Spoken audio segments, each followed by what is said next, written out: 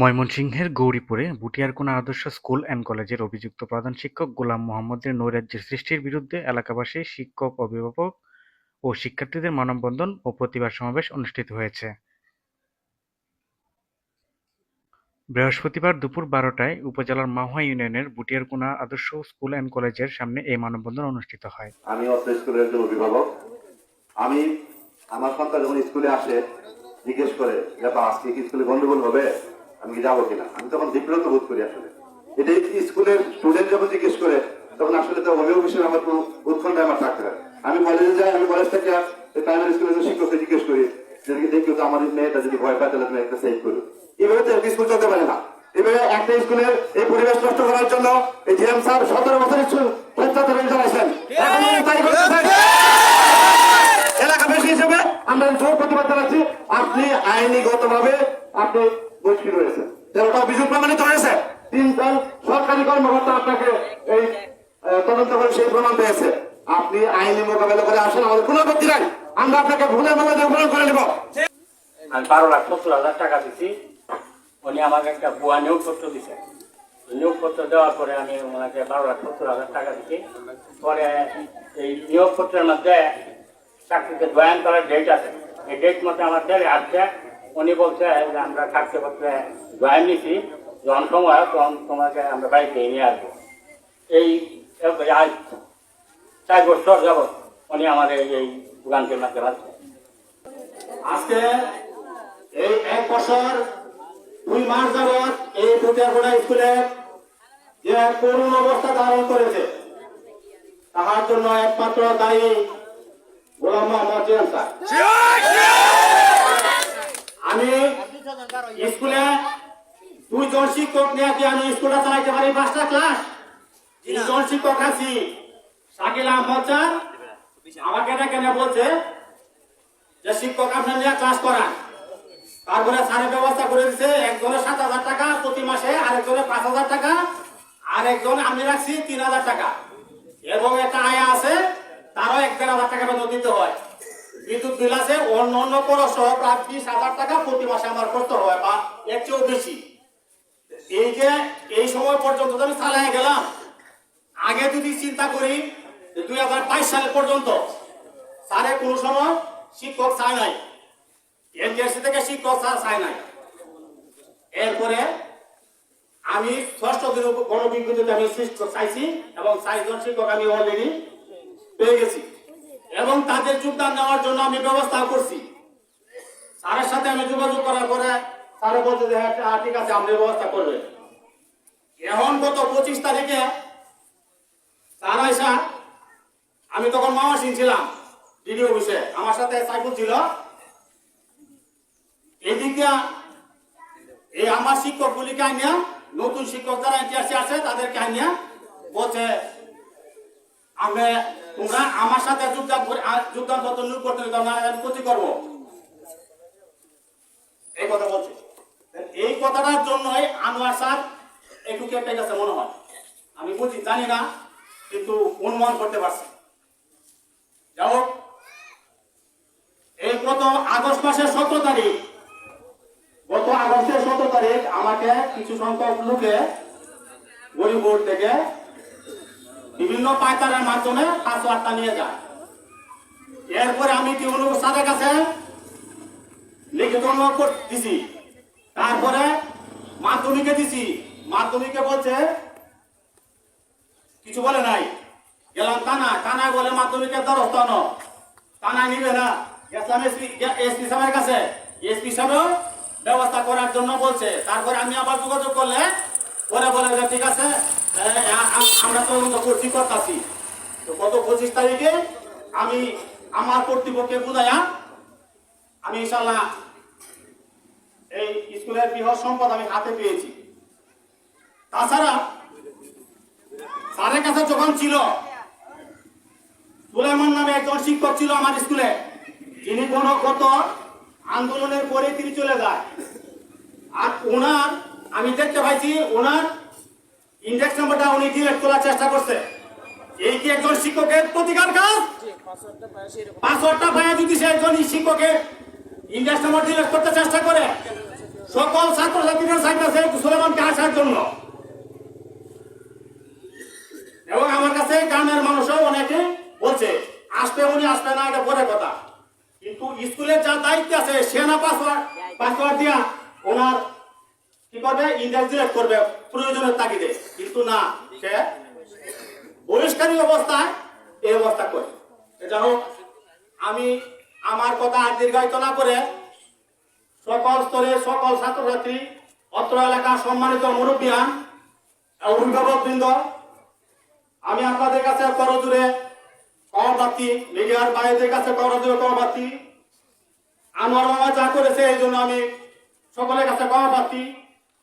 তাছাড়া এলাকাবাসীর কাছে আমি করবার্থী, স্কুলটা কিভাবে সুন্দর সুষ্ঠুভাবে ফিরে আনা যায় এই লক্ষ্যে যদি আপনারা আমাকে একটু সহযোগিতা করেন তাহলে আমি ইনশাআল্লাহ চেষ্টা করব। আরেকটি কথা না বললেই না, গত বছর এসএসসি কেন্দ্র পরীক্ষার সময় 25-এ এসএসসি কেন্দ্র পরীক্ষার সময় স্যারে কমিটি গঠন করছে এবং কেন্দ্র কমিটি গঠন সচিব হয়ে গেছে তিনি। আমার সচিব হওয়ার পরে বলছে যে আমি সব করে দিয়েছি, তাড়াতাড়ি তুমি আমার টাকা দাও টাকা দাও টাকা দাও। 27,500 টাকা স্যারকে আমি নগদ দিলাম। এই টাকা আমি বারবার অনেকজনের নিয়ে আমি মিটিংও করছি, এই মাধ্যমিক স্যারে জানাইছি, কিন্তু কোনো সুরাহা হয় না। এই টাকা এমন পর্যন্ত স্যারের কাছে আছে। এই কেন্দ্রটা আনছে জিএম স্যার ঠিক আছে, স্কুল করছে স্যার ঠিক আছে, এখন junior school, high school, college, high school অনুমোদন হয় না, স্বীকৃতি বাইরে রয়েছে, কিন্তু অনেক অনেক কাজ, এই কাজ যে পর্যন্ত সমাধান হবো 10 থেকে 15 লক্ষ টাকার প্রয়োজনে এই জমি রেজিস্ট্রি করে জমি রেজিস্ট্রি করে জমির টাকা দেয়া এই হাই স্কুল করতে গেলে আমি যতটুকু জানি কত কম বেশি হইতে পারে। তো তিনি এই কেন্দ্র চলাকালীন সময় 2 দিনের দিন দ্বিতীয় পরীক্ষার দিন অভিযোগ সৃষ্টি করছে। আপনার কাছে তো জনগণের কাছে আমি প্রশ্ন রাখি, যেটা যিনি উনি স্কুলের সৃষ্টিকারী, তিনি কি ওই স্কুলের এমন কি কাজ হয়েছিল যার জন্য তিনি এই কেন্দ্রের প্রতি তিনি অভিযোগ প্রদান করেন এবং সেটাকে ঠেকাই থেকে আমার বহু ত্যাগ স্বীকার করতে হয়েছে। 2005 সালে বুটিয়ারগোনা আদর্শ উচ্চ বিদ্যালয়ে পার্ট টাইম শিক্ষক হিসাবে ঢুকেছিলাম। গোলাম মোহাম্মদ জিএম স্যার আমাকে পার্ট টাইম শিক্ষকের দায়িত্ব যে দিয়েছিল, 6 মাস ক্লাস করানোর পরেই ছাত্রছাত্রী এবং অভিভাবকের মন আমি জয় করি। তখন স্কুলে কমিটি ছিল না, স্কুল এবং অভিভাবক বৃন্দ সবাই আমাকে বলল যে তুমি এই স্কুলে চাকরি করো। তখন আমি গোলাম মোহাম্মদ জিএম স্যারকে বললাম যে আমার কি করতে হবে। তখন গোলাম মোহাম্মদ জিএম স্যার আমাকে বলল যে তোমার হালকা কিছু টাকা দিতে হবে আমাকে। কারণ ধাপে ধাপে আমি প্রায় 2 লক্ষ টাকার মতো দিয়েছি এবং বিগত 17 বছর আমি এই স্কুলে পার্ট টাইম শিক্ষক হিসেবে ক্লাস করেছি। কিন্তু লাস্ট পর্যন্ত দেখা গেছে উনিকে আমি বারে বারে বলছি যে আমার বয়স ওভার হচ্ছে, আপনি এটা একটা সিদ্ধান্ত নেন। তখন স্যারে বলছে যে তোমার বয়স ওভার হলেও তোমার যে ডেটে তুমি এখানে যোগ দিয়েছ সেই ডেট থেকে তোমার বয়স ধরা হবে। তাহলে 2017 সালে যখন নিয়োগের প্রকল্প হয় তখন আমার বয়স 41। এই 41 বয়সে আমি আমার আবেদন করতে পারি নাই এবং এই নিয়োগটা এখন পর্যন্ত হয় নাই। এই বুড়া বয়সে আমার ছাত্র, আমার ছাত্রী এখন অফিসার, ডাক্তার, এমবিবিএস হয়েছে, কিন্তু আমি এই হেফজুল সালাম বাচ্চু মাস্টার গরিপুর উপজেলা এমন কোন শিক্ষক জানে না যে আমি মাস্টার নয়।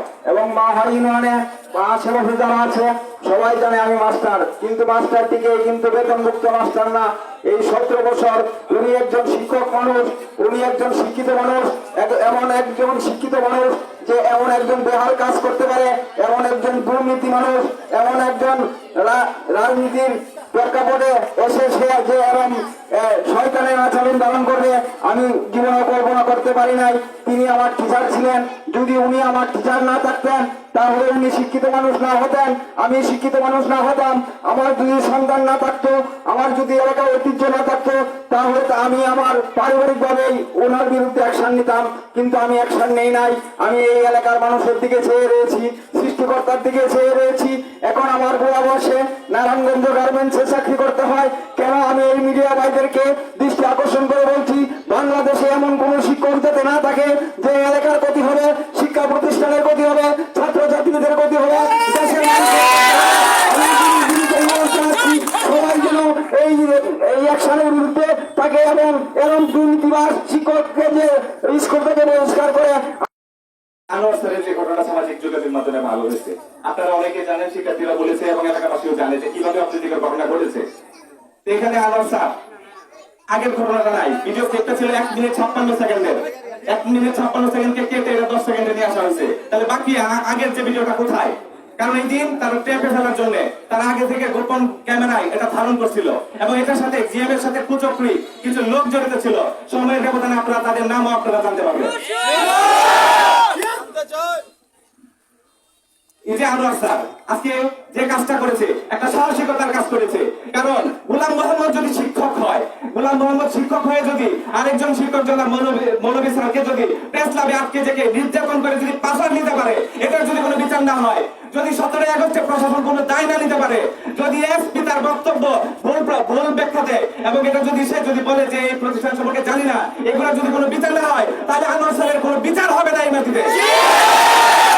আনোয়ার স্যার যা করেছে সঠিক করেছে, এই প্রতিষ্ঠানের স্বার্থে সঠিক করেছে।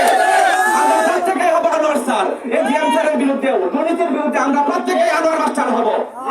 তো এখন হলো আমরা প্রত্যেকে যদি আজকে যদি 17 আগস্টের বিচার না হয়, যদি এসপি তার বক্তব্য যদি ভুল ব্যাখ্যায় এবং এটা যদি তার এটা যদি রিমুভ না করে, সে যদি এটার জন্য সরি না বলে, যদি এখানে মাধ্যমিক শিক্ষা কর্মকর্তা তার যে বক্তব্য এখানে বয়ান দিয়েছে এটা যদি না উল্টায়, এই 3টা বিচার যদি না হয়, তাহলে আমরা প্রত্যেকে আনোয়ার স্যার হবো,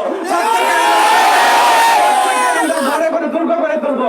আমরা প্রত্যেকে রাস্তায় রাস্তায় দাঁড়িয়ে এসে আমরা মানববন্ধন করবো বিচারের জন্য। আমি যেহেতু একবার 2 দিন ঘুরতে পেরেছি, আমাদের এই এলাকাবাসী ঘুরতে পেরেছে, এই শিক্ষকরা ঘুরতে পেরেছে এবং এই ছাত্রছাত্রীরা যেহেতু তারা ক্লাসের কোন রকম সুবিধা পায় নাই, তাহলে এই বিচারগুলো আগে করতে হবে। এই বিচারগুলো করেন, তাহলে আমরা প্রত্যেকে আনোয়ার স্যারকে সংশোধন করবো, আমরা প্রত্যেকে আনোয়ার মাস্টার হবো। এই ব্যাপারে জানতে চাইলে অভিযুক্ত প্রধান শিক্ষক গোলাম মোহাম্মদ জানান, যে মানববন্ধন করেছে, বক্তারা যে বক্তব্য দিয়েছে সেটা উদ্দেশ্য প্রণোদিত, সম্পূর্ণ মিথ্যা এবং বানোয়াট। এগুলা তদন্ত করা হয়েছিল, অভিযোগগুলা আমার কাছে আছে, তদন্তে অভিযুক্ত এগুলা সম্পূর্ণ অভিযুক্তগুলা মিথ্যা প্রমাণিত হয়েছে। আর পাসওয়ার্ডের বিষয়টা আমাকে সাজিদুল হক তার বাসায় নিয়ে গিয়ে তার অ্যান্ড্রয়েড মোবাইল থেকে বের করে আমাকে কাগজে লিখে দিয়েছিল। আমি তার কাছ থেকে কোনো জোর করে তার কাছ থেকে পাসওয়ার্ড নেইনি। মাধ্যমিক শিক্ষা অফিসারের উনি আমাকে বৈধ অধ্যক্ষ হিসাবেই বলেছেন, কিন্তু উনি বলেছিলেন যে সাময়িক বরখাস্ত। কোথায় ও সাময়িক বরখাস্ত আমাকে করে নাই, এরকম কোনো কপি আমি পাই না, আর কারো কাছে আছে বলে আমার জানা নাই। আমাকে কখনো সাময়িক বরখাস্ত করা হয়নি। তিনি আরও বলেন, শিক্ষকরা শিক্ষার্থীদের ভুল বুঝিয়ে উদ্বুদ্ধ করে আমার বিরুদ্ধে তারা উপস্থিত থেকে আন্দোলন করাটা অপরাধ। এ ব্যাপারে জানতে চাইলে উপজেলা মাধ্যমিক শিক্ষা অফিসারের মোবাইল ফোনে কল করা হলে তিনি বলেন, আমি ছুটি নিয়ে অন্য একটা প্রোগ্রামে আছি, এই বলে ফোনটি কেটে দেন। Desk report, Haripur news, Mymensingh.